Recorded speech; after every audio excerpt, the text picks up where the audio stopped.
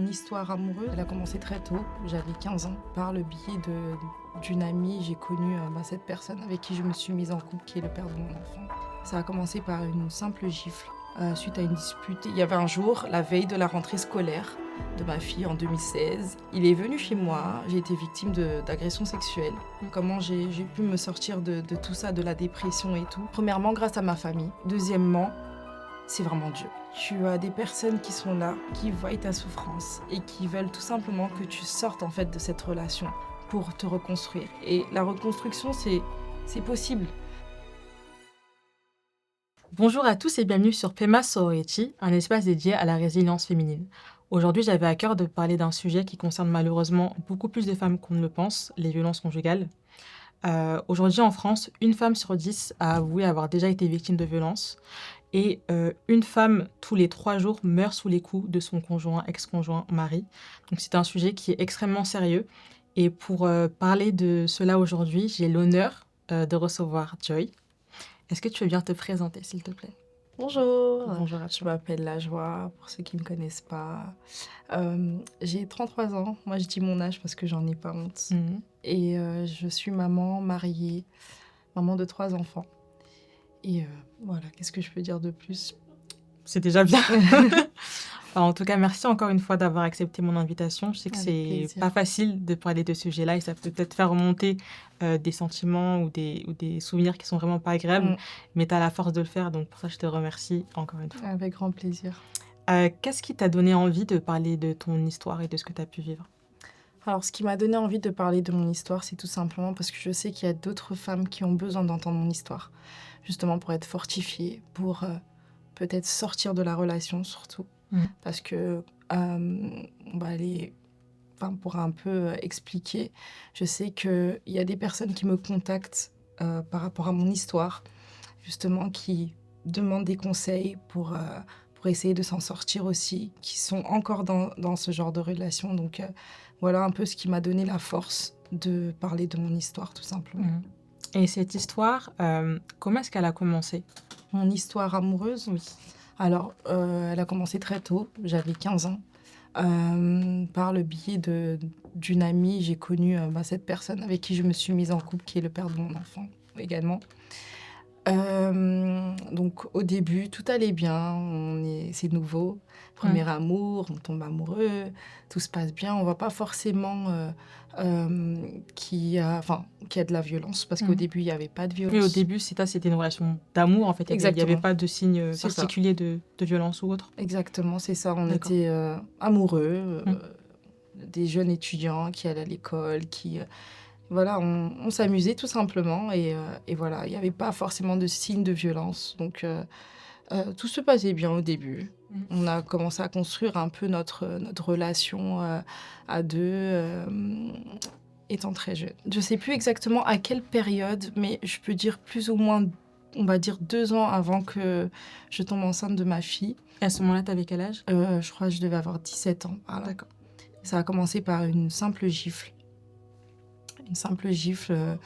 Suite à une dispute, je ne me rappelle même plus exactement de quoi il s'agissait, mais c'était une simple dispute et voilà, la personne m'a giflé. Et voilà, c'est à partir de là que les violences ont commencé, les violences physiques, pardon, pour préciser, parce que les violences verbales avaient déjà commencé, enfin, j'avais droit à des insultes à chaque fois, et ça avait déjà commencé bientôt. D'accord. Et pour parler de cette première gifle que tu as reçue, quand elle est apparue, comment tu t'es sentie? Qu'est-ce que tu as pensé à ce Je moment-là? me suis sentie... pour moi, c'était quelque chose de nouveau. Pour moi, c'était pas ça l'amour. Mais malgré tout, je suis restée parce que je me suis dit peut-être que la personne n'a pas fait exprès. Tu si t'es je peux dit, il n'a dire pas ça fait comme exprès, il ça, s'est c'est ça. emporté. Tu pensais peut-être que ça allait être juste un geste et pas que ça allait se répéter, c'est ça? Exactement. Pour moi, D'accord. c'était ça. Je me suis dit peut-être que cette personne était trop énervée et voilà, réagit sur le coup de la colère. Mais voilà, D'accord. j'ai pas dit forcément que voilà, faut que je parte ou non. C'était vraiment pour moi, il a pas fait exprès et voilà, on passe à autre chose. Et est-ce que tu as pensé que c'était de ta faute? Oui. Ok. Et est-ce que tu peux nous expliquer pourquoi est-ce que tu pensais que c'était de ta faute? Parce que cette personne me l'a répété à plusieurs reprises. Mm. C'était tout le temps, oui, mais parce que tu as fait ça, c'est pour cette raison que j'ai réagi de telle manière. Donc, automatiquement, on culpabilise. Hein. On se dit que Mm. j'aurais peut-être pas dû réagir de telle manière, j'aurais peut-être pas dû dire ces mots-là pour qu'il en arrive là. Donc, tu as cru finalement que cette culpabilité-là, elle était vraiment la tienne finalement. Exactement, c'est ça. Ok. Et donc, à partir de cette première gifle, donc toi, tu pars du principe que voilà, c'est un geste qui est isolé et tu penses que vous pourrez avancer. Donc, progressivement, les violences vont s'accentuer, c'est bien ça? Exactement. Donc, ça commence par une gifle, et puis après, ça continue des coups. Même pendant la grossesse, je suis tombée enceinte à l'âge de 19 ans. Et je me rappelle, lors de ma grossesse, il ne voulait pas de cette grossesse-là, parce qu'il disait que oui, il a eu des mots très forts, que j'étais une... on va pas étaler ça ici, et que c'était pas son enfant, et qu'il voulait pas d'enfant, et tout, etc. Donc, je me rappelle d'un jour où il vivait juste en face d'un parc, et en fait, j'ai débarqué là parce que ma famille avait appris que j'étais enceinte. Donc, je suis allée lui dire, écoute, moi, c'est chaud, ma famille a appris tout ça, nanana. Et je sais pas ce qui s'est passé, il voulait pas me voir là, et il m'a versé une canette de bière, en fait. Et devant tout le monde, devant ses amis, devant sa famille. Et voilà, donc ça devenait de pire en pire, en fait. Et donc, quand il y a eu cette aggravation-là de la violence, est-ce que tes proches avaient remarqué? Oui. Alors, surtout ma famille, parce que de base, je suis quelqu'un de très proche de mes sœurs, de ma mère, de ma famille tout court. Et oui, mes proches avaient déjà remarqué. Et même vu, enfin peut-être pas vu la violence, mais vu les séquelles en fait qu'il y avait les cicatrices et tout que j'avais sur mon corps, ils avaient remarqué, mais à ce moment-là, on ne veut pas forcément écouter les gens, on veut juste, en plus vu l'âge, on veut juste écouter. Et vu son amour Oui, c'est ça en fait. Mm. On se dit qu'on a peut-être la bonne, comment dire, que l'amour c'est comme ça. En fait, on subit et puis voilà, au fur et à mesure ça va passer, mais en fait non. Et là, je me mets peut-être à la place d'un proche, d'une personne qui vit ça, qui pourrait regarder cette vidéo-là. Est-ce que tu aurais des conseils sur comment on pourrait aider une femme qui est victime aujourd'hui? Oui, alors moi, de ce côté-là, franchement, on a toujours voulu m'aider. Déjà pour commencer, moi, mes sœurs, ma mère, enfin, mon entourage a toujours voulu aider. Et ils l'ont fait de la bonne manière et parfois non. Alors, moi, si j'ai un conseil à donner vraiment à une personne qui a quelqu'un de son entourage qui est victime de violence, vraiment être patient. Parce qu'en fait, ces personnes-là, enfin, là, je vais parler de moi-même. Oui. À ce moment-là, j'avais pas forcément envie d'écouter qu'on soit dur avec moi, en fait. J'avais juste besoin d'amour. J'avais juste besoin qu'on me comprenne et que, suite à ça, qu'on essaye de trouver une solution. Mais en fait, moi, j'ai toujours été un peu rejetée. Et par moments aussi, il y avait, par exemple, mes sœurs, les personnes les plus proches de moi ont toujours fait en sorte de me parler, malgré que je ne voulais pas écouter. Continuer à parler, continuer à insister.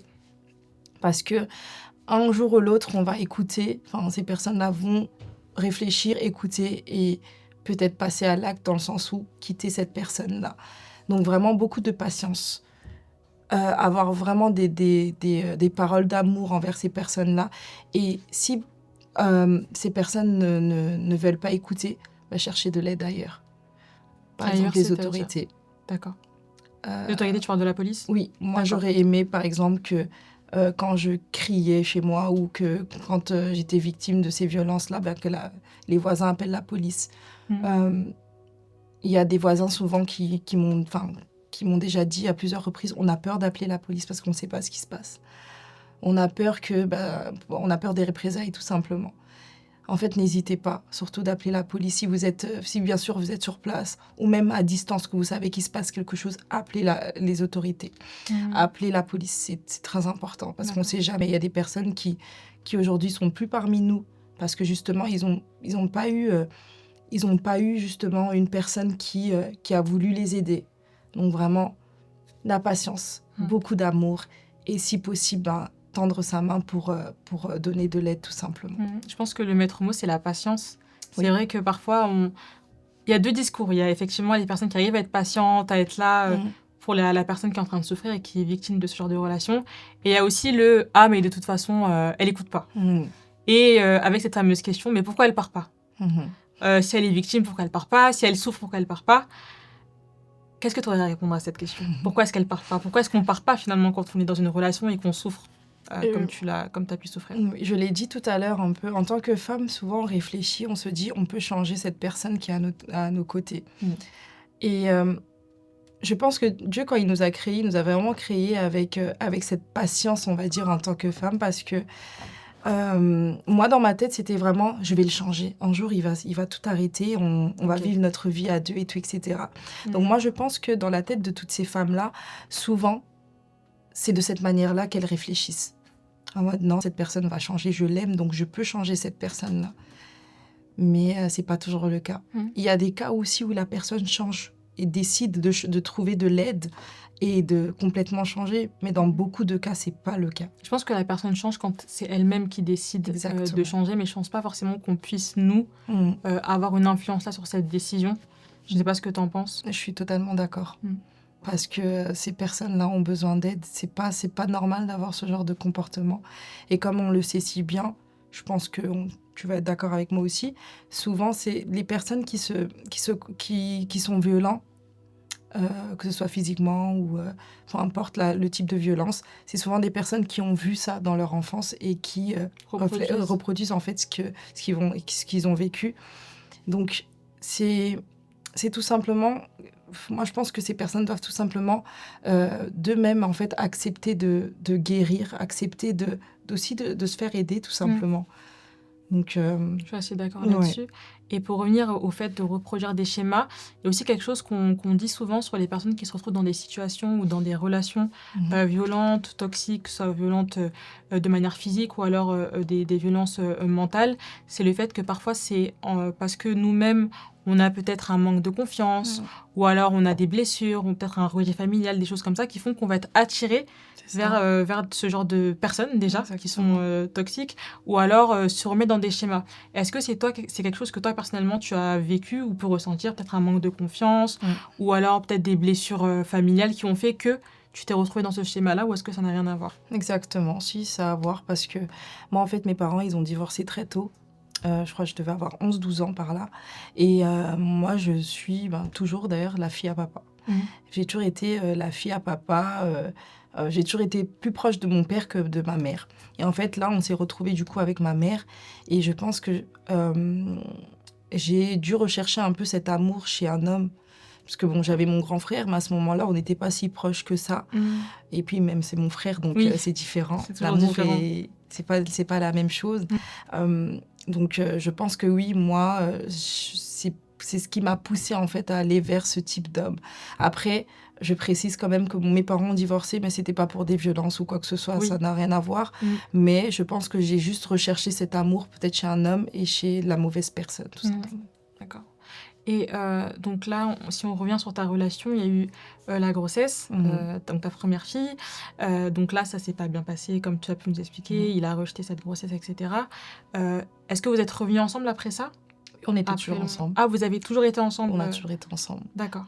Notre relation, c'était vraiment un jour on est ensemble, demain on est plus ensemble. Et puis voilà, c'était toujours comme ça. En fait, il a refusé sa fille, en quelque sorte.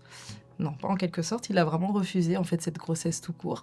Mais au fait, au final, quand la petite était là, il a dit c'est son enfant. Donc j'étais dans l'incompréhension, mais d'un côté j'étais contente parce que je me suis dit j'ai pas fait un enfant avec une personne que je ne connais pas. Enfin, c'est la personne que j'ai aimée, donc ouais, voilà. On était ensemble, on a continué notre relation par la suite, qui s'est dégradée.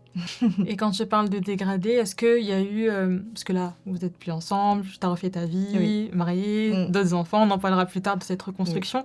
Mais est-ce qu'à un moment donné, tu as eu on parle souvent de l'électrochoc, de se dire ah non, mais là, si je romps pas ou si je me sauve pas, je vais pas survivre. Est-ce que toi, tu as eu ce sentiment-là ou cette pensée-là à un moment donné dans la relation? Oui, je l'ai eu à plusieurs reprises d'ailleurs. Mais comme Mais comme on le sait, quand on est dans ce genre de relation, on est vraiment sous l'emprise. Oui. Donc, on va dire la dernière fois où j'ai vraiment eu le déclic de que je devais partir, tout simplement, que je devais quitter, sinon j'allais mourir, tout simplement. C'était quand mes sœurs m'ont parlé, si je ne me trompe pas, et que j'ai compris qu'en fait, j'avais plus personne autour de moi. Parce qu'en fait, ce type de personne t'éloigne aussi de ta famille, et moi, c'était mon cas. Donc, ça veut dire que même quand il s'agissait de moi, en fait, on ne calculait plus. Et, C'est-à-dire, on ne calculait plus. Enfin, que ça soit ma mère, mes sœurs et tout, etc. En fait, le fait que je ne voulais plus écouter, enfin, que je ne voulais pas écouter par rapport à ma relation, on m'avait un peu écartée. C'est pas qu'on me montrait pas d'amour, mais c'était de loin. Et du coup, ce qui s'est passé, c'est que il faisait quoi? Il prenait, ma famille prenait ma fille, mais moi, on m'appelait pas forcément. Ça veut dire D'accord. qu'on me disait, oui, on vient chercher ton enfant, mais toi, voilà. Et en fait, à un moment donné, je me suis vraiment sentie seule. Et j'ai eu un déclic, je me suis dit, mais regarde, en fait, j'ai fait un bilan de ma relation à ce moment-là. Je me suis dit, mais attends, c'est pas normal que je sois proche de sa famille et qu'en fait, moi, de mon côté, rien ne va, en fait, avec la mienne. Et en fait, c'est à partir de ce moment-là que j'ai pas eu forcément un déclic, mais j'ai commencé quand même à me poser énormément de questions. D'accord, donc c'est le fait que ta famille, finalement, se soit éloignée qui a fait que tu t'es posé des questions sur peut-être la valeur de cette relation et ce qu'elle t'a apporté. Exactement. Donc ça a commencé comme ça. Oui. Et est-ce qu'il y a eu un moment clé ou alors c'est vraiment progressivement au fur et à mesure de tes réflexions que tu t'es dit, ben non... Alors oui, il y a eu un moment clé, c'était en fait, on va dire en 2016, j'ai commencé à beaucoup réfléchir et parce que je suis croyante, je suis chrétienne, et j'ai commencé un peu à repartir à l'église, à, on va dire, prier. Bon, c'était pas quotidiennement, mais j'ai commencé un peu à me rapprocher à nouveau de Dieu. Et à force de prier, j'ai commencé à avoir un peu de... discernement, peut-être? Je ne dirais pas discernement, c'était un peu... j'ai commencé à me poser énormément de questions, en fait. Si j'étais vraiment dans le bon, est-ce que ça en valait la peine que je reste dans cette relation et tout, etc. Jusqu'à ce que j'ai fait une prière à Dieu, j'ai demandé qu'il puisse vraiment me dégoûter, en fait, de cette personne-là. Et en fait, c'était pas un test que j'ai fait à Dieu, mais c'était vraiment quelque chose que j'ai demandé pour voir si vraiment il m'écoutait encore, en fait. Et en fait, j'ai eu un dégoût de cette personne progressivement, très bizarre, alors que j'avais vraiment de l'amour pour cette personne. 7 ans de relation, c'est pas rien. Et en fait, mon déclic, il est venu quand j'ai commencé à voir que je n'avançais pas. Mes copines avançaient. Ma famille avançait. Et moi, j'étais là dans une relation qui menait à rien. Et voilà, suite à cette prière, j'ai décidé de mettre fin avec cette personne-là. Mais comme on habitait dans la même maison, je lui ai demandé tout simplement, je lui ai dit que je ne voulais plus. Et moi, depuis très jeune, je combinais l'école et le travail. Donc, j'étais dans mes activités, donc ça me permettait aussi de penser à autre chose. Et en fait, c'est à ce moment-là que lui, il revenait à chaque fois. Il me demandait de le pardonner. Non, je vais changer, je vais arrêter de boire, je vais arrêter de fumer, parce que il prenait aussi des choses pas très correctes. Des substances. Oui, pour pas les citer ici. Mais donc, c'est à partir de là, en fait, que j'ai eu vraiment un déclic en me disant que je peux pas continuer comme ça. Rien que pour ma sécurité aussi, et la sécurité de la petite. Je pensais beaucoup à ma fille. Donc, est-ce que tu penses que le fait qu'il y ait ta fille aussi, ça t'a aidé à vouloir te sauver de cette relation? Ah oui. Enfin, je dirais oui et non, en vrai, parce que d'un côté, je me suis dit, c'est son père. Donc, il fera... En tout cas, ça, je le précise, il a jamais fait de mal à sa fille. Même taper genre un petit truc comme ça, il a jamais fait. C'était vraiment plus envers moi.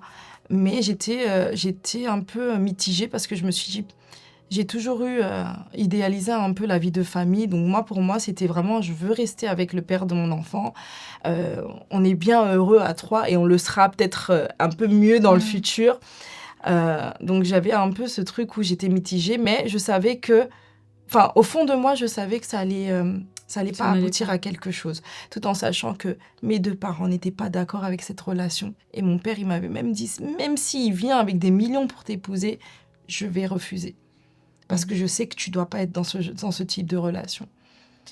Donc, Oui, donc en tout cas, il y avait ce côté-là de cette culpabilité. Et je sais qu'on le retrouve chez beaucoup de femmes, en tout cas des témoignages que je vois parfois, que ce soit de la violence physique ou psychologique, c'est le fait de se dire je veux pas briser ma famille, j'ai un modèle dans ma tête. Parfois, on a un modèle familial, un schéma familial qu'on veut absolument. Et se dire, en fait, je suis prête à payer le prix de ces violences-là pour déjà avoir la famille dont j'ai rêvé. Et aussi, il y a aussi parfois ce côté de l'image. oui. C'est-à-dire, je veux que les autres voient que je suis avec le père de mon enfant. Est-ce que c'est quelque chose aussi que tu as pu ressentir, à la fois vouloir montrer cette belle image et aussi la peur du jugement aussi de la séparation. Exactement. Moi, justement, j'allais rebondir dessus même avant que tu poses la question. Moi, c'était vraiment ça, en fait. C'est la peur, déjà de un. Et en plus de ça, c'était quoi aussi? C'est qu'il m'a éloignée de toute ma famille. Pourquoi? Parce que, je me suis, on va dire, moi-même éloignée de toute ma famille. Pourquoi? Parce que j'ai fait la têtue. Pour moi, c'était l'homme de ma vie. Et en fait, dans ma tête, c'était... j'ai fait tout ça pour rien.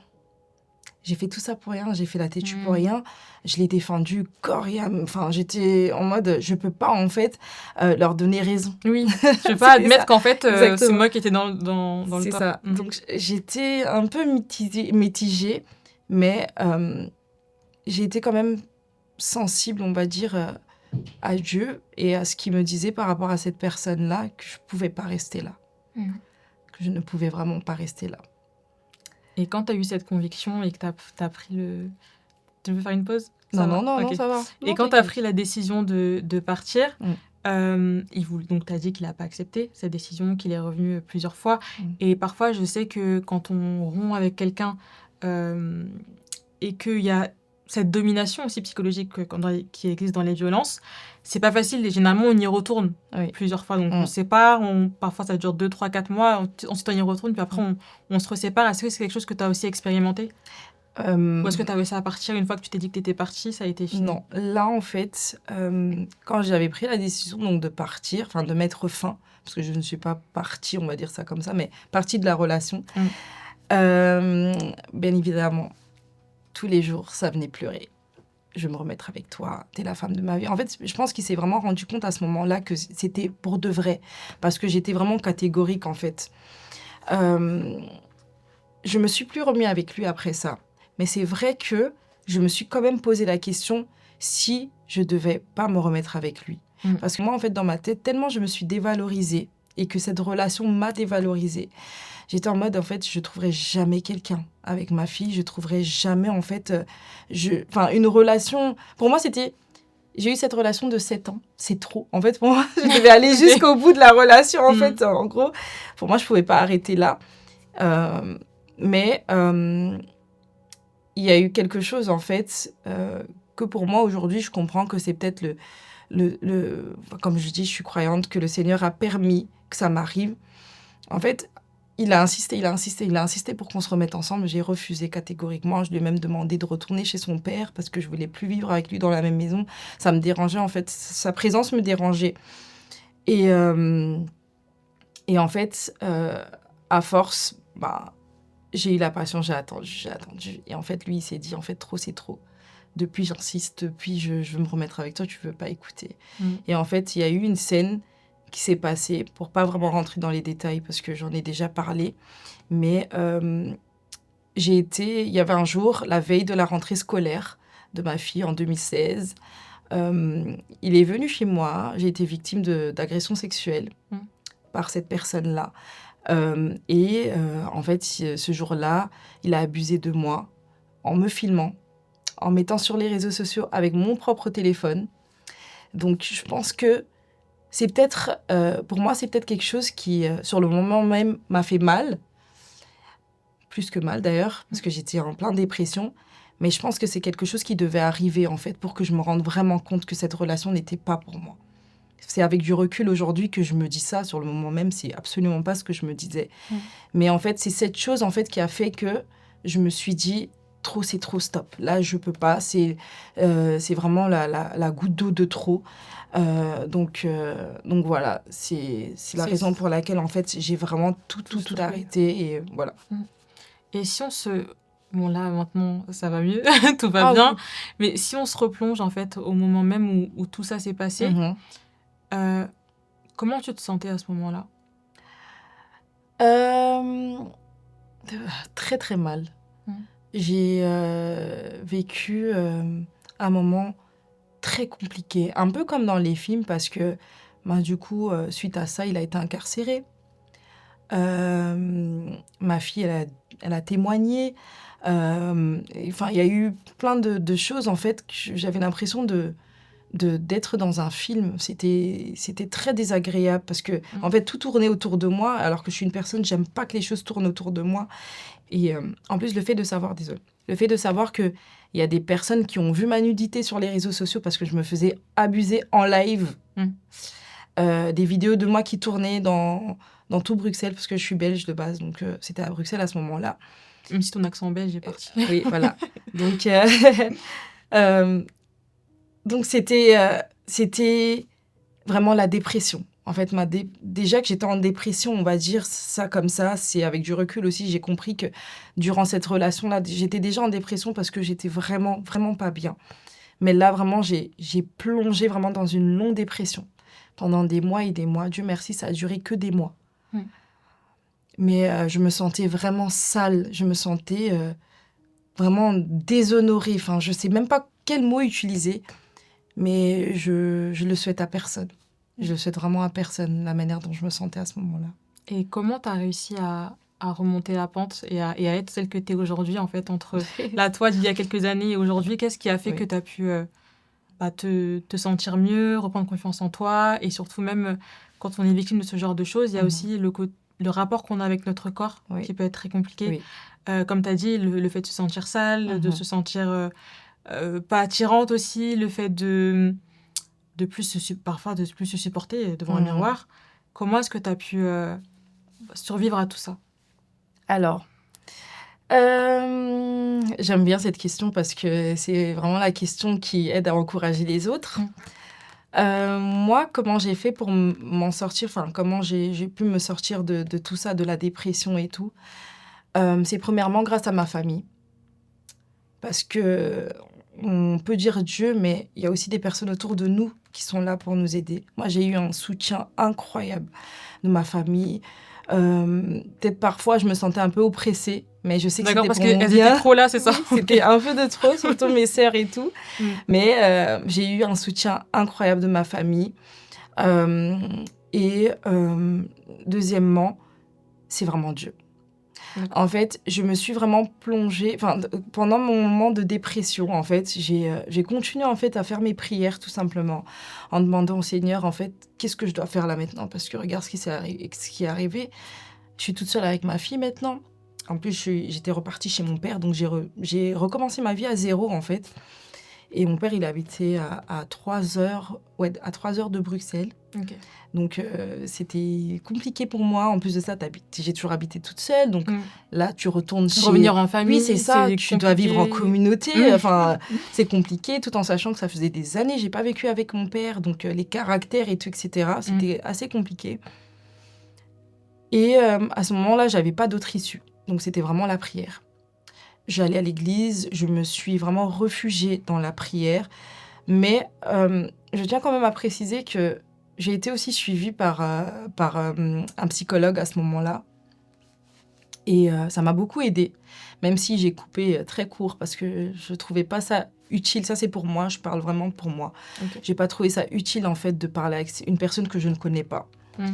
Et même si ça m'a fait du bien, mais je crois que j'ai fait 2 séances. Temps, oui, c'est ça. Il n'y avait pas besoin que ça s'étale sur des mois. C'est ça, j'ai fait 2 séances, je crois, après, je me suis arrêtée là. Mais moi, vraiment, ce qui m'a aidée à sortir de la dépression, c'est vraiment la prière. Le fait d'aller à l'église me faisait énormément du bien. Ça me permettait vraiment de me décharger, en fait. Et même malgré que quand je rentrais chez moi, je pleurais, mais ça me faisait du bien. En fait, j'avais l'impression qu'à chaque fois, je me retrouvais à l'église ou à prier tout simplement toute seule, il y avait une partie de mes fardeaux en fait qui se déchargeaient petit à petit. Et en fait, à force de prier, à force d'avoir le soutien de ma famille, j'ai commencé à me relever petit à petit. Et moi, aujourd'hui, je remercie vraiment Dieu parce que ma reconstruction, on va dire ça comme ça, ou l'étape de la reconstruction a été très vite. Ça s'est fait très vite parce qu'il y a des personnes qui prennent des années pour sortir de la dépression. Oui. Mais moi, ça fait moins d'1 an. Vraiment moins d'1 an. Et je crois même, enfin, je me rappelle plus exactement, mais je crois qu'au bout de 6-7 mois, ça allait déjà beaucoup mieux. Bien que j'étais pas reconstruite à 100%. J'avais encore des séquelles, j'avais encore des choses que je devais réparer. Comme séquelles, par exemple, qui t'est resté même après la relation? J'avais encore très peur des hommes. Bien que à ce moment-là, j'avais encore de la dépendance affective, donc je parlais quand même beaucoup avec des personnes. En fait, c'était comme si j'avais le besoin en fait de me sentir valorisée par des hommes. J'avais besoin de plaire, j'avais besoin de montrer que voilà, je suis aussi une femme. Enfin voilà.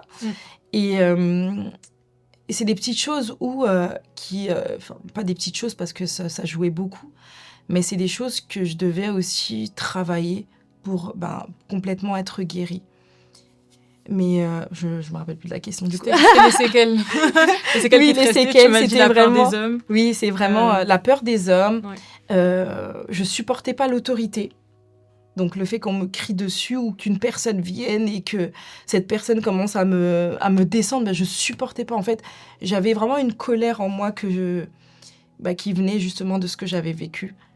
Et voilà, des petites choses comme ça, j'avais pas confiance en moi aussi. Bien qu'on me disait, on pouvait me dire que j'étais belle, pour moi c'était qu'est-ce que tu me racontes en fait. Voilà. Et le fait que la terre entière avait vu mon corps, comme tu l'as dit tout à l'heure, ça a beaucoup joué sur moi. J'étais plus du tout sûre de moi en fait. J'avais toujours besoin de l'approbation des hommes, dans le sens où quand je m'habillais, j'étais toujours obligée, est-ce que je suis bien habillée, est-ce qu'on va me voir, enfin ces choses-là, j'ai dû vraiment le travailler pendant des années, par contre. D'accord. Et le travailler comment ? Tu le travailles même aujourd'hui, tu le travailles comment ? Est-ce que c'est quelque chose que tu dis toute seule dans ta tête ? C'est quelque chose que tu écris ? Alors, aujourd'hui, je suis totalement guérie de ça. D'accord. Aujourd'hui, c'est pas un travail que je fais, parce que mon mari, il a fait un merveilleux travail sur moi. Donc, ça, déjà, c'est une très bonne chose. Mais à ce moment-là, ce que je faisais, c'était vraiment... J'écrivais beaucoup aussi. J'avais l'habitude d'écrire dans mon téléphone ou même un peu... j'écrivais des chansons aussi parce que je chante aussi de temps en temps. J'écrivais des chansons qui ne sortiront pas. Okay. Je précise quand même. C'est jamais parce que d'ici quelques années... je sais pas en tout cas. Mais j'écrivais beaucoup. Ce que je faisais également, c'est que je regardais beaucoup...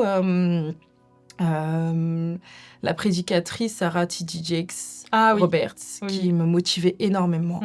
Je lisais des livres aussi, dont La guérison de l'âme de Joyce Meyer, qui m'a beaucoup aidée aussi.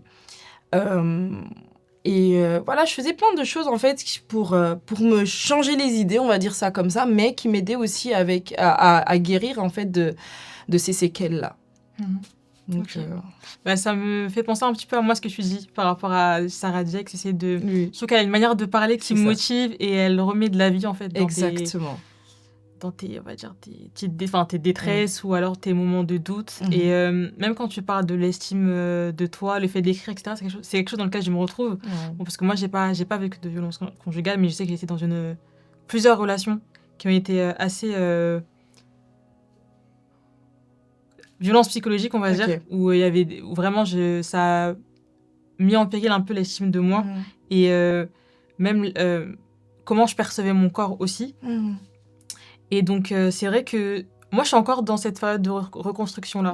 Et je me rends compte que ça a un impact, en fait. Enfin, je me rendais pas compte sur le moment, mais quand je fais avec le recul, je me dis, mais en fait, je reproduis tout le temps les mêmes cycles. Comment t'as fait pour arriver à briser ce cycle-là ? Beaucoup diront oui, l'église. En fait, moi, Vraiment, ça c'est que pour moi, hein. Il y a des personnes qui nous regardent, qui sont non-croyants et tout, etc. Mais là, je parle vraiment pour mon histoire à moi. Moi, c'est vraiment dans la prière que j'ai vraiment brisé ce cycle-là. Que j'ai brisé, en fait, toutes les mauvaises paroles sur ma vie. Et surtout toutes les mauvaises paroles qui pouvaient traverser ma pensée. Et la Bible est un livre merveilleux où on trouve de tout. Et moi, j'avais l'habitude, bien que je lisais à ce moment-là, je lisais pas forcément ma Bible, mais je cherchais des versets qui parlaient beaucoup sur la beauté de la femme. Dans le livre d'Esther, je me rappelle à l'époque, mon pasteur de l'époque en Belgique, m'avait parlé justement il m'avait dit de lire le livre d'Esther, comment on parle d'Esther en tant que... Voilà, waouh. Ce sont des choses qui m'ont beaucoup aidée, en fait. Vraiment de voir l'identité que j'ai en Christ, si je peux dire ça comme ça, et de voir ce que le Seigneur dit par rapport à moi, ce qu'il dit par rapport à la femme. Ça, c'est des choses qui m'ont beaucoup aidée. Et à l'époque aussi, j'étais à ICC, et on avait des conférences de femmes à l'église ICC à Bruxelles. On avait une conférence des femmes qui m'a beaucoup aidée, parce que, en fait, ce genre de choses, ce genre de conférences, ça a beaucoup impacté ma vie. Pourquoi ? Parce que c'est des ateliers où on nous parle justement de notre corps, de l'estime de soi et tout, etc. Et ce sont des choses qui m'ont beaucoup aidée. Et en fait, pour pas me perdre dans ma reconstruction, j'essayais vraiment, vraiment de trouver justement des motivateurs, des personnes qui pouvaient me motiver. Mais ma première motivatrice, c'était vraiment la Bible. Okay. C'était vraiment la Bible, en fait. Qu'est-ce que Dieu, mon Créateur, dit de moi, en fait. Et j'avais pas forcément besoin que d'autres personnes disent que voilà, t'es belle et tout, bien que ça en fait partie, parce que c'est important d'avoir le soutien de son entourage, des personnes qui t'aident. Mais moi, c'était vraiment ma première motivatrice, c'était vraiment la Bible. C'était vraiment la lecture de la Bible, des versets qui pouvaient m'aider pour ma reconstruction. Mais pour aller un peu plus loin, j'ai eu mon mari aussi. Ok. Mon mari a été... Voilà, on va en parler, mais voilà. Oui, commençons. Voilà. Oui. Dis-moi tout. Donc, ton mari t'a aidé dans ta reconstruction ? Oui. Ok, donc avant de te marier, comment est-ce que tu as pu savoir, c'est même pour moi, je pose la question personnellement, comment est-ce que tu as pu savoir que ton mari était différent de ce que tu avais pu vivre auparavant et que c'était la bonne personne pour toi ? Oui, alors déjà, notre rencontre a été très, très, très différente. Parce que on s'est rencontrés, en fait, pour un peu expliquer le contexte. J'habitais toute seule avec ma fille. Enfin, j'ai reconstruit ma vie en Belgique et tout, etc. J'habitais seule avec ma fille. J'ai pris un appartement. J'avais un bon travail. Et ce qui s'est passé, c'est qu'à un moment donné, je travaillais 40 heures par semaine, toute seule avec un enfant que tu dois déposer à l'école. En plus, pas de voiture, rien du tout. Donc, ça veut dire que c'était très compliqué pour moi. Un jour, j'ai câblé, j'ai dit à ma mère, là, je n'en peux plus. J'étais en pleurs, j'ai dit, je peux plus. En fait, ça devient difficile de faire 40 heures de travail, et de devoir déposer la petite le mercredi. La petite, elle reste jusqu'à 18h à l'école, alors que c'est un jour en Belgique où on finit à midi. Ah oui. Donc, pour moi, c'était compliqué de voir que ma fille subit, en fait, mes mauvais choix. Et j'ai appelé ma mère, j'ai dit, maman, je sais pas, je vais venir vivre en France. Là, j'en peux plus. Ma mère, elle m'a dit, écoute, fais le nécessaire. Ne viens pas comme ça. Essaye de demander la garde exclusive de ta fille. Fais les démarches nécessaires, prends un avocat et tout, etc. J'ai fait les démarches. Tout a été OK. Okay. On m'a demandé très vite. Enfin, j'ai fait une demande express parce que je savais que j'allais partir. Donc, je l'ai fait au mois de juin, je crois, juin 2017, si je ne me trompe pas, juin 2017. J'ai fait la demande de garde exclusive de ma fille. Et en août, j'ai eu une réponse positive. Okay. Ouais, donc c'était super. Parce qu'il n'est pas venu, en fait. Il était déjà sorti de prison et tout, etc. Mais il n'est pas venu. Donc, ça a été fait par défaut. Donc, je suis venue vivre en France. Est-ce que tu peux répéter la question ? La question, c'était comment tu as su que ton mari était différent Voilà. Et du coup, juste un mois avant de venir vivre en France, j'étais sur Facebook En fait, je suis tombée sur une vidéo de mon mari, parce qu'il est pianiste, il est musicien, enfin, il est chantre. Donc, je suis tombée sur sa vidéo. Et en fait, j'avais commenté sa vidéo. Et je précise, c'était pas une technique de drague. Tu peux C'était dire, hein, si juste... c'était... Non, pas du tout. C'était pas une technique de drague, tout en sachant que moi, sur mon Facebook, vu que j'avais pas, à cette époque-là, j'étais passée par des moments de dépression, comme j'expliquais tout à l'heure, tout était passé sur les réseaux sociaux.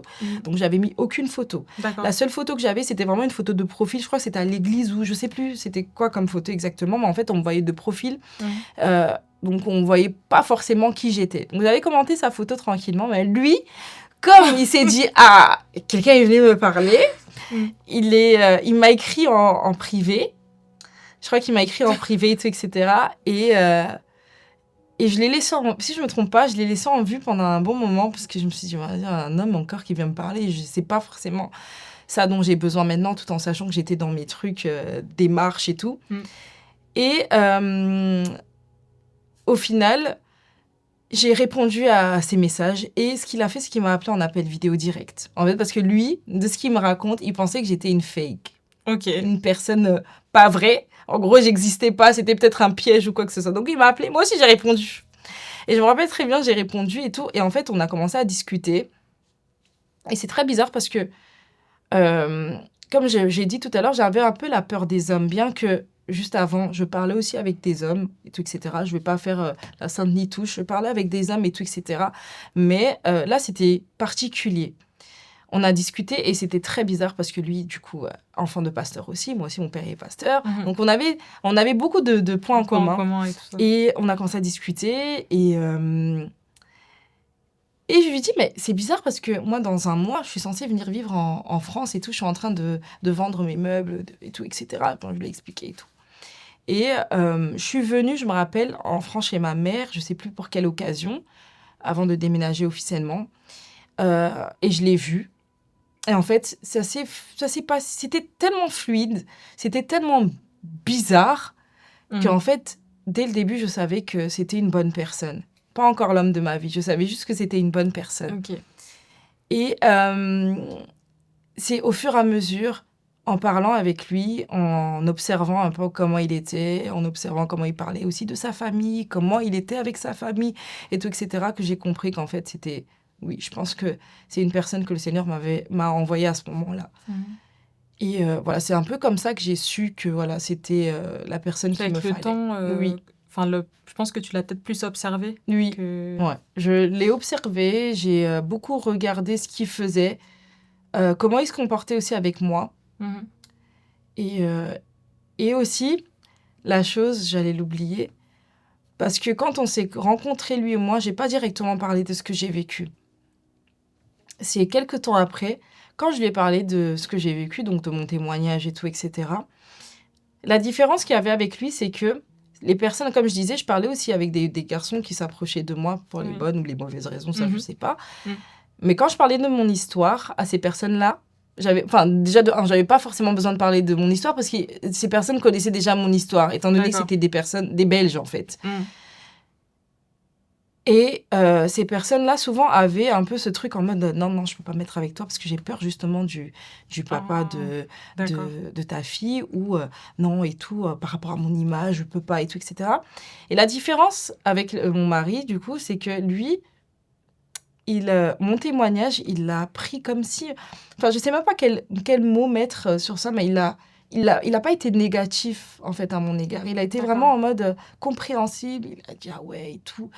Et même le fait que j'ai un enfant, en fait, ça l'a pas bloqué. C'était vraiment... c'est ça, en fait, ça m'a fait un déclic. Je me suis dit, mais c'est bizarre quand même qu'un homme, il m'accepte comme ça facilement et qu'en fait, même par rapport à ce que je lui ai raconté, la gravité de mon histoire, il s'est pas dit, ah non, faut que je m'éloigne. Et au contraire, en fait, ça l'a encore plus poussé et donné envie de me connaître. Ah, c'est beau, ça. Ok. Voilà. Et avant de lui dire, est-ce que tu appréhendais ? Oui. Ouais. Honnêtement, ouais. Qu'est-ce que tu te disais ? J'avais peur parce que je me suis dit peut-être que ça peut... Enfin, c'est une bonne personne que je commençais à apprécier. Et je me suis dit peut-être que ça va l'éloigner finalement parce que je me rappelle, je l'avais envoyé... je crois le procès verbal que j'avais... Je me rappelle plus. Je crois que je l'avais envoyé soit le procès pour qu'il puisse lire en détail Je sais plus exactement, mais en tout cas, il avait vu des choses que d'autres personnes n'ont jamais vues, en fait, que Mhm. j'avais vraiment détaillées et tout, etc. Mais encore une fois de plus, ça l'a pas empêché, en fait, d'apprendre à me connaître. Ouais. Tu vois, et d'autres personnes pourront peut-être dire, oui, mais peut-être qu'il était là pour les mauvaises... pour les mauvaises... comment on dit Raison. Les mauvaises raisons, mais en fait, lui, non. En fait, même dans ce qu'il disait, dans ce qu'il me montrait, en fait, c'était tout le contraire de ce que les autres faisaient. Donc c'est ça qui t'a conforté dans Oui. l'idée que c'était la bonne personne. Exactement. Et quand tu es entrée donc, dans cette nouvelle relation, euh, est-ce que tu as eu à un moment peut-être des blocages qui étaient liés à tes traumatismes de ta relation d'avant Beaucoup. ou pas? Oui. D'accord. Comme j'ai dit, j'ai appris à le connaître, mais j'étais pas forcément guérie de certaines blessures. Et j'avais déjà la confiance. J'avais pas forcément confiance en lui, ce qui est totalement normal, parce que déjà, de un, j'avais pas confiance en moi-même. Et Déjà. de deux, faut apprendre à refaire confiance à un homme, en fait. Et j'avais cette peur en disant que oui, peut-être que lui aussi, il peut, du jour au lendemain, devenir violent ou... Enfin, peu importe, j'avais beaucoup d'appréhension. Et aussi, je pense que c'était la peur de s'engager, de réellement s'engager. En fait, j'étais là en mode, oui, mais là, je vais commencer une relation. Déjà, de un, j'ai une fille, donc ça doit être quelque chose de sérieux. Je peux pas être avec quelqu'un juste comme ça et dans quelques mois, que ça se termine et que je l'ai présenté ma fille et que ma fille, elle se retrouve encore, en gros, sans père, si je peux dire ça comme ça. Mais j'avais beaucoup de blocages, beaucoup de ce type de pensées, qui sont des blocages, bien évidemment, mais qui ont été vraiment travaillés dans le mariage, en étant en couple avec cette personne-là. D'accord, donc ça a été un travail à deux, c'est ça, pour arriver Oui. à ce que tu passes au-dessus de ces blocages-là et toutes ces questions que tu te posais finalement. Exactement, ça a été un gros travail à deux parce que moi, du coup, j'avais mes blessures et lui, peut-être aussi des blessures du passé et qui fait que, heureusement d'ailleurs, j'ai un homme très, très, très patient parce qu'il a été très patient avec moi parce que je pouvais être un peu agressive dans mes paroles, dans mes trucs. En fait, j'étais comment on dit, sous la défensive, c'est ça ? Sur la défensive. Oui, j'étais très sur la défensive tout le temps. En fait, même quand il disait des choses simples, j'avais l'impression qu'on m'attaquait. Et ça, c'est quelque chose vraiment qu'on a dû travailler. Il a vraiment ramé, si je peux dire ça comme ça, dans le bon sens. Mais vraiment, c'est celui qui m'a beaucoup aidée dans ma reconstruction et vraiment pour être vraiment guérie de ces blessures-là. Donc, un travail au quotidien. C'était vraiment... Et ce que j'aimais beaucoup, c'est que au-delà du travail physique qu'il faisait ou avec des mots, il me rassurait beaucoup et il me poussait beaucoup à prier aussi. Il me disait, écoute, quand ça ne va pas, tu pries. On méditait ensemble aussi. On regarde bien que ça n'a pas toujours été rose. On n'a pas toujours été là dans le Seigneur ou quoi que ce soit. Mais on a toujours eu cette chose à deux, à méditer ensemble, à prier ensemble et à trouver toujours une solution, une solution pour tout ensemble. Donc, c'est beau. Voilà. Et là, si tu avais une femme devant toi qui était actuellement dans une relation où elle est victime de ces violences que toi, tu as pu vivre, qu'est-ce que tu lui dirais ? Qu'est-ce que tu aimerais qu'elle sache ? Alors, tu n'es pas toute seule. Tu as des personnes qui sont là, qui voient ta souffrance et qui veulent tout simplement que tu sortes en fait de cette relation pour te reconstruire. Et la reconstruction, c'est possible. Dans nos têtes à ce moment-là, parce que moi-même j'ai été dedans, donc je le sais, dans nos têtes à ce moment-là, on a peut-être peur de recommencer une nouvelle vie à zéro, par peur de devoir accepter certaines réalités. Mais en fait, il faut sortir de là. En fait, ce genre de relation, ça nous détruit. Et pour la plupart des femmes, ça emmène même vers la mort, pardon. Et il faut vraiment sortir de là. Tu n'es pas seule. Tu peux te reconstruire et c'est vraiment ce message-là que je pourrais faire passer à une femme. Je pense que c'est le plus important. Oui, c'est le plus important. À apprendre et à comprendre aussi pour les femmes qui vivent ça. Avant de terminer, j'avais aussi demandé sur mon Instagram que les filles puissent poser des questions par rapport à ton histoire. Donc la première, tu as répondu déjà, c'était comment est-ce que tu as pu refaire confiance ? Je pense que tu as déjà, durant notre discussion, donné les détails. Et la deuxième, c'était par rapport à toi-même, un peu une réflexion. Si tu devais parler à la Joy d'il y a quelques années, qui vivait tout ça, qu'est-ce que tu lui dirais aujourd'hui ? Déjà, je commencerai par dire qu'elle est super courageuse Mm. et qu'elle est très belle. En fait, je dirais des choses que je n'ai pas forcément entendues à ce moment-là, qu'on m'a pas forcément dit à ce moment-là, mais qu'il faut sortir de cette relation. Mm. Qu'il faut Donc, sortir de cette le relation, maître car mot, c'est sortir de... oui, c'est ça. Et ce qui t'attend est beaucoup mieux que ce que tu vis actuellement. Mm. Et si je pourrais même rajouter quelque chose en plus, au-delà du fait de parler à moi-même, Oui. c'est vraiment... je voulais tout simplement encourager une femme, en fait, à se redonner de la valeur. Parce qu'on ne se rend pas compte, en fait, à quel point ce type de relation détruit. Et il faut sortir de là. Il faut sortir de là parce qu'on ne reconnaît pas notre valeur dans ce type de relation.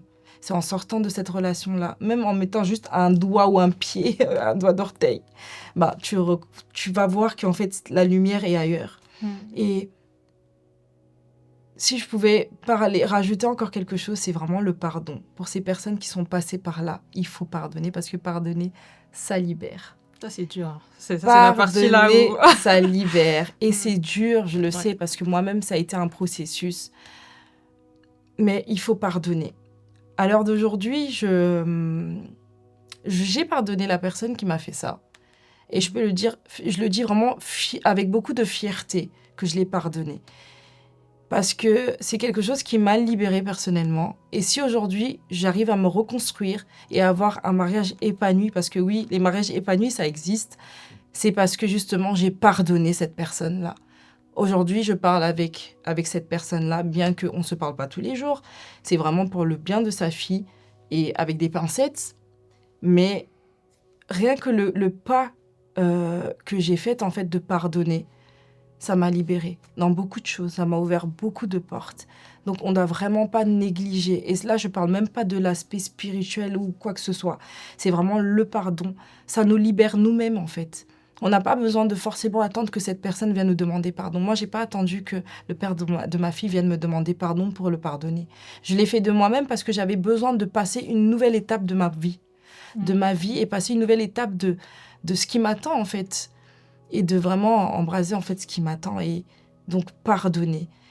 Il y a des personnes il y a des femmes, je sais, qui nous suivent, qui ont été peut-être victimes de viol, qui ont été victimes de violence, qui ont été victimes de peu importe ce qu'on vous a fait.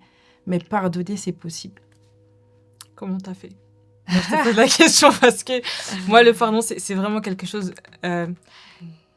Ouais, c'est quelque chose avec lequel j'ai beaucoup de mal. C'est-à-dire que je ne suis pas rancunière dans la vie dans la vie de tous les jours, mais par rapport aux situations que tu évoques, et même ce dont j'ai un peu parlé, sans rentrer dans les détails, je suis quelqu'un, par rapport à ces personnes-là, le pardon est très loin, en fait. Oui. Là, le sentiment que j'ai, c'est plus de la rancœur et du...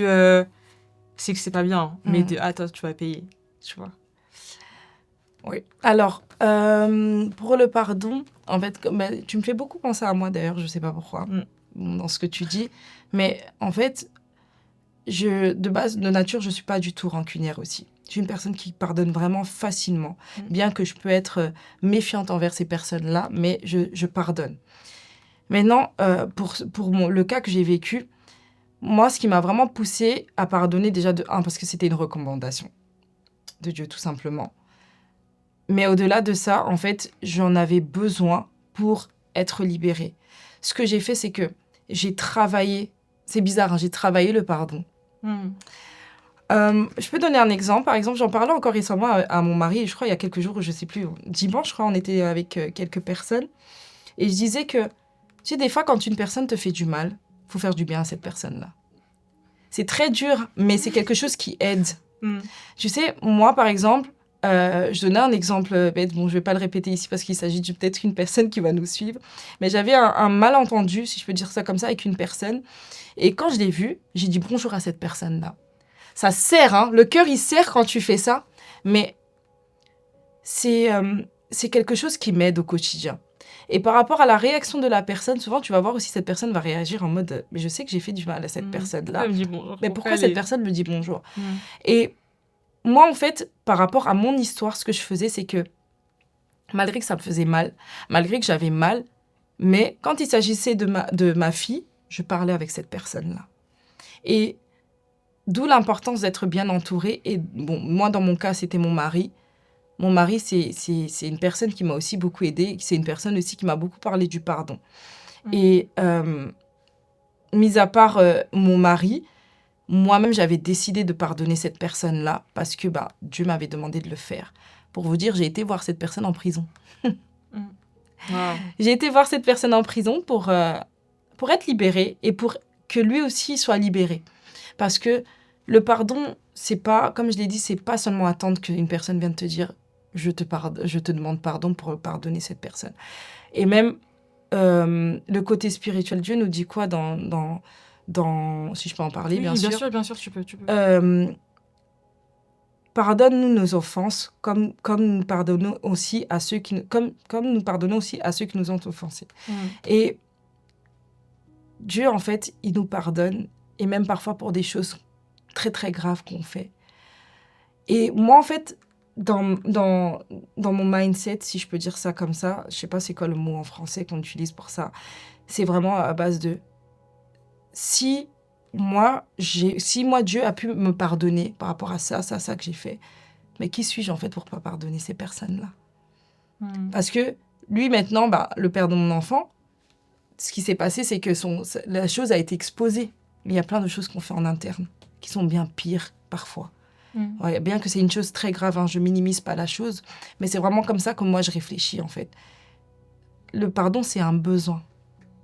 C'est un besoin pour avancer. Le pardon, c'est un besoin et j'insiste vraiment là-dessus. Parce qu'il y a des personnes qui disent non, mais moi, je pardonne pas, mais aujourd'hui, je suis bien dans ma vie. Mais à un moment donné, ça va. À un moment donné, ça va tu vas être coincé quelque part. Que ce soit là, je te parle même à toi, même dans tes relations, ou même dans tes relations amicales, en fait. Tu vois, c'est pas forcément dans des relations amoureuses, mais dans tout, en fait, le pardon, c'est un besoin. Un besoin déjà de 1, pour que toi-même, tu sois libéré. Un besoin de 2, pour que les autres autour de toi soient bien avec toi. Pourquoi je dis ça? C'est dans le sens où, si toi, t'es bloqué dans le manque de pardon envers les autres, tu seras toujours... Tes relations vont jamais être quelque chose de comment on dit, sain? Voilà, quelque chose de sain. Ça sera toujours... parce que t'as un manque de pardon, t'auras du mal. Quand une personne fait une seule chose, t'auras du mal. Et en fait, non. Le pardon, c'est c'est ça. C'est vrai que moi, je tendance à être très radicale. À dire, s'il y a ça, c'est mort. C'est fini. Et moi, on m'a déjà dit, non, mais lui, tu peux pas... En fait... Moi, c'est soit tout noir, soit tout blanc. Et on m'a dit, mais c'est pas possible, parce que la vie, elle est pas soit tout noir, soit tout blanc. Il y a un peu de gris, parfois. C'est un peu... Comment on dit, il faut mettre de l'eau dans son vin. C'est ça, on est des êtres humains et je pense qu'on doit apprendre à vivre ensemble. Et on est tous, si Dieu nous a créés tous différemment, c'est parce qu'on est tous différents. Donc chacun a sa façon de faire, chacun a sa façon de réfléchir, chacun a ses démons avec... ses démons, tout simplement. Et chacun a ses combats. Ça veut dire que si toi aujourd'hui, tu peux avoir un manque de pardon. Moi, aujourd'hui, je peux avoir je sais pas, autre chose. J'ai un comportement je suis par exemple une voleuse, mais ça n'excuse pas en fait que, je sais même pas comment expliquer ça, mais c'est... En gros, je pense que ce que tu veux dire, c'est qu'on est tous différents, on a chacun nos moules, nos choses qui vont pas, et en fait, il faut apprendre à vivre avec les... Exactement, avec les défauts des autres, tout simplement. Et le pardon en fait partie. Sans le pardon, on ne pourra pas avancer dans cette vie. Et vraiment, c'est quelque chose de primordial. C'est quelque chose dont on a besoin, tout simplement, pour avancer. Non, je pense que tu as raison. Mais maintenant, il faut travailler ça. Il faut travailler ça. C'est la partie qui est difficile. C'est vraiment travailler beaucoup. Moi, j'aime bien lire, j'aime bien écouter. Quand je parlais tout à l'heure du livre de Joyce Meyer, c'est quelque chose, par exemple, que j'ai lu. Et il y avait aussi la partie pardon dedans. Et c'est quelque chose qui m'a aidée. Bien que, il y a le réel pardon et le pardon, oui, je pardonne juste pour dire que tu as pardonné. Mais là, on parle vraiment du réel pardon. Et je pense que quelque part, le pardon va aussi avec la spiritualité. Dans mon cas, en tout cas, je pense que c'est quelque chose de surnaturel. C'est pas quelque chose qu'on fait comme ça. Parce que le pardon, comme tu as dit, ça se travaille. Mais ça se travaille comment? C'est la question qu'on doit se poser. Ça se travaille comment? C'est la partie où vraiment... Ça se travaille. Moi, je pense que ça se travaille aussi dans son intimité avec le Seigneur, pour des personnes qui sont chrétiens. Ça se travaille dans notre intimité avec le Seigneur. C'est vraiment c'est quelque chose que le Saint-Esprit fait. C'est quelque chose que le Saint-Esprit travaille en nous. Donc, je pense que faut, comme j'ai dit, euh, ça va de pair avec les actes qu'on doit poser par rapport à ce pardon-là. Comme j'ai Ouais. donné comme exemple tout à l'heure. Une personne ne t'aime pas, c'est pas grave. Ça arrive. Et comme mon pasteur, il aime bien dire, même quand je sais que cette personne a parlé de moi la veille, le lendemain, je vois et je l'invite au restaurant. C'est très dur, mais c'est des actes de foi qu'on pose, justement parce qu'on travaille notre cœur. Ouais. Franchement, je t'ai écouté avec beaucoup d'attention parce que j'ai l'impression que le message était un peu dirigé pour moi. J'en ai grand besoin parce que c'est vrai que, comme j'ai déjà dit, hein, moi, c'est quelque chose avec lequel j'ai énormément de mal. Je suis très... En fait, je suis pas rancunière, mais quand tu m'as vraiment blessée dans les actes desquels on parle, quand c'est des violences psychologiques, quand c'est quelqu'un qui m'a fait perdre mon estime de moi-même, qui m'a fait me remettre en question, même des... Ouais, la sensation que t'es rien, en fait. C'est ça. Tu vois? Et je me dis, mais... cette personne-là, je ne vais pas la pardonner, tu vois. Après, le pardon, c'est pas forcément parce qu'on pardonne une personne on doit être des meilleurs amis ou quoi que ce soit. Le pardon, tu peux mettre aussi des barrières. Tu pardonnes cette personne, mais chacun fait sa vie. On se voit, bonjour, au revoir, mais ça s'arrête là. Tu vois, il y a des personnes qui n'arrivent pas à faire la différence, en fait. Tu vois, il y a pardonner et s'éloigner de cette personne-là. C'est comme je disais tout à l'heure, j'ai pardonné le père de mon enfant, mais c'est pas pour autant que je vais aller boire un verre avec lui. Enfin, mais que je sois mariée ou pas, en fait, c'est des choses que... Enfin, j'ai posé des barrières en mode, je t'ai pardonné, mais chacun fait sa vie et voilà, on passe à autre chose. Ouais, je comprends. Donc voilà. Maintenant, il faut l'appliquer. Oui, il faut l'appliquer. Mais tu peux le faire. Enfin, vous pouvez le faire. Tout le monde peut le faire, en fait. Ouais. C'est juste le vouloir aussi. Je pense que c'est ça la partie. Déjà, le vouloir, avoir son cœur qui est disposé pour ça. C'est ça. Et ensuite, mettre les actions en place pour que ça se fasse Exactement. aussi. Et effectivement, je pense que ça aide à trouver la paix aussi, quoi. Le fait de moins être tourmenté aussi parfois, je pense. Oui, c'est ça. Et puis même, tu te libères d'une prison où tu t'es mis toi-même dedans, en fait. Parce que quand tu pardonnes pas, c'est comme quand tu vois une personne que tu n'as pas pardonné. À chaque fois, tu vas voir, des pensées vont venir dans ta tête. Oh, celui-là, il est là, j'ai pas envie de le voir. En fait, automatiquement, tu murmures dans ta tête et toi-même, tu te mets mal à l'aise, en fait. Alors que quand tu pardonnes, tu n'as plus besoin, en fait, d'être dans cette prison qui te ronge, cette prison, en fait, où tu murmures tout le temps, où tu es mal à l'aise en la présence de cette personne-là. Moi, aujourd'hui, je vois le père de mon enfant, personnellement, ça me fait ni chaud ni froid. Et je le dis tout le temps à mon mari, hein, même des fois on en rigole. Moi, ça me... En fait, jusqu'à... J'ai pris la... Enfin, je lui ai même parlé de Christ carrément, tellement j'étais en mode... En fait, tu m'as fait ça, je mets ça de côté. Là, moi, je veux te sauver, toi, en fait. Enfin, je veux que le Seigneur, que tu sois sauvé. Et c'est très difficile, hein. Dire que c'est facile, c'est pas vrai. C'est très difficile, mais c'est quelque chose que, en tant que chrétien, même pas chrétien, en tant que... personne sur cette terre, on doit appliquer, tout simplement. C'est... Ouais. En tout cas, merci Jai pour ce témoignage. Merci Avec grand plaisir. D'avoir accepté de prendre la parole pour parler de ça. Je pense que c'est quand même pas facile de parler de ces sujets-là, même si tu le fais avec beaucoup d'aisance.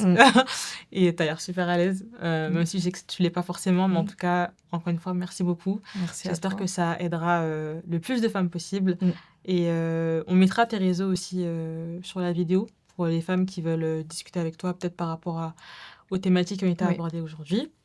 Et puis, je dirais que si jamais vous avez aimé cet épisode et que vous aimeriez recevoir d'autres invités, qu'on parle d'autres choses qui nous touchent en tant que femmes, n'hésitez pas à vous abonner à cette chaîne YouTube, donc Pema Sorority, et à me suivre aussi sur mes réseaux sociaux. Et à bientôt!